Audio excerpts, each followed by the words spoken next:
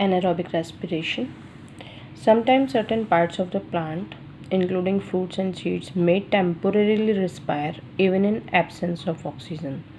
So, this type of respiration, glucose molecule is incompletely broken down into ethanol, that is ethyl alcohol, and carbon dioxide with the release of small quantity of energy, and this chemical reaction can be represented in following manner: that glucose breaks into two molecules of ethanol, that is C2H5OH plus 2CO2 plus 2 ATP.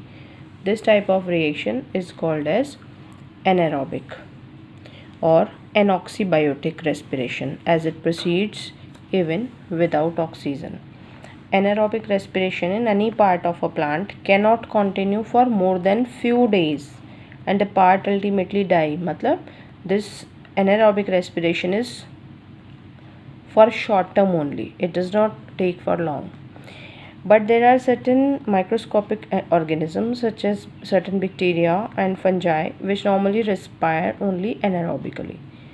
Even the germinating seeds, when deprived of air, respire anaerobically, that is described in the next experiment. Now, major difference between anaerobic and aerobic respiration. This is important, you need to learn that aerobic respiration proceeds in presence of oxygen, while anaerobic respiration, it proceeds without using oxygen. Complete breakdown of glucose takes place in aerobic respiration, and in anaerobic, incomplete breakdown of glucose occurs. End products are carbon dioxide and water. In anaerobic respiration, end products are ethyl alcohol and carbon dioxide. Energy liberated in large quantity from 1 mole of glucose, that is 38 ATP, while in anaerobic, very small quantity of energy is liberated, that is 2 ATP from 1 mole of glucose.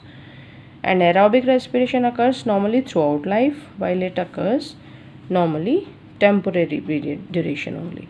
Now give this overall chemical equation for two kinds of respiration in plant, that is on page number 56 and 57.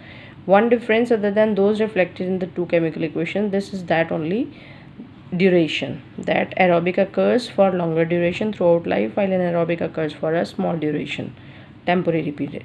Certain organisms respire only anaerobically throughout their lives. Name any two such organisms, that is bacteria, okay, and fungi. They respire anaerobically.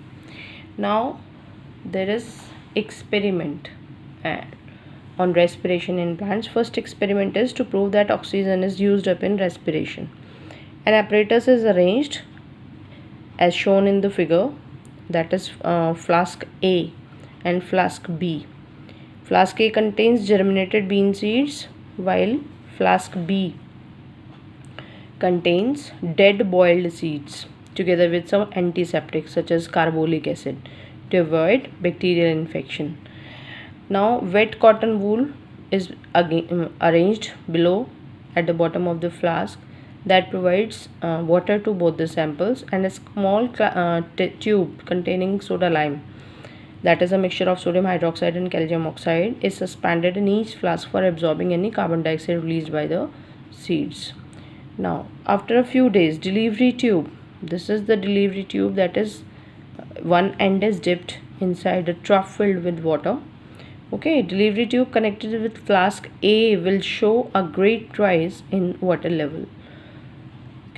When a burning paper is introduced into each flask after removing their corks, the flame is immediately put off in flask A, but it continues for a short while in flask B.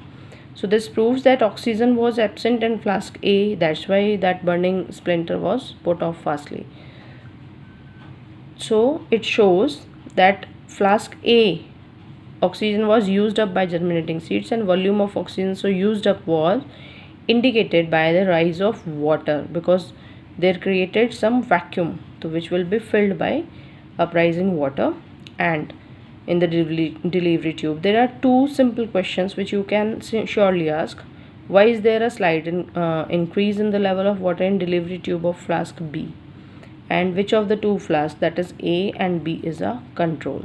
So first question is slight increase in level of water in the delivery tube is because of air that dissolves in water. So because of that some rises is there, and this is the control.